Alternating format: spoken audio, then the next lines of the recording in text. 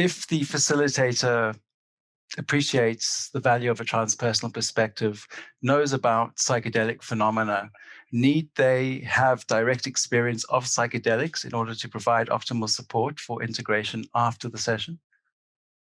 I'm I'm a bit hardline in this, which a lot of my colleagues would disagree with vehemently. But I think yes. I think that it's important. I mean, for some people, there'll be some reason why they absolutely cannot have that kind of experience. But I think overall, I mean, it's like, would you have a driving lesson for someone that had never driven a car? You know, it's not, you're not teaching someone how to do something, but you are. I think what is really helpful for people when they are going into those experiences, because they are so weird often. They're often so weird and often really terrifying.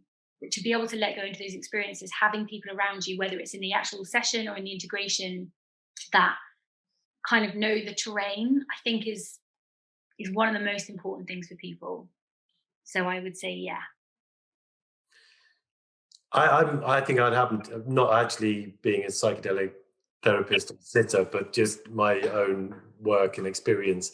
I think it's definitely advantageous. I wouldn't necessarily rule out people with no experience, but I think, yeah, if it's all, yeah, I think it's kind of certainly ideal and useful.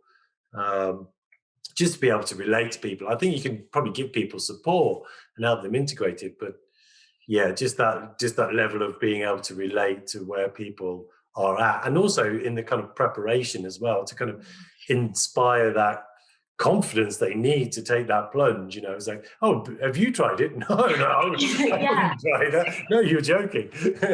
Like, yeah, exactly. And I think it's because it can often be really, really hard. Like, so I remember once going to a conference and having listening to a talk by a psychiatrist that was talking about ketamine therapy, and somebody asked him if he'd ever tried ketamine, and he said, "Oh God, absolutely not. It looks awful." And I was just like, and that's the thing. Like, I mean, I'd had like psychedelic experiences when I was younger, but going in deep with like therapeutic psychedelic experiences, I only did after getting involved in this work, because I felt like I had to.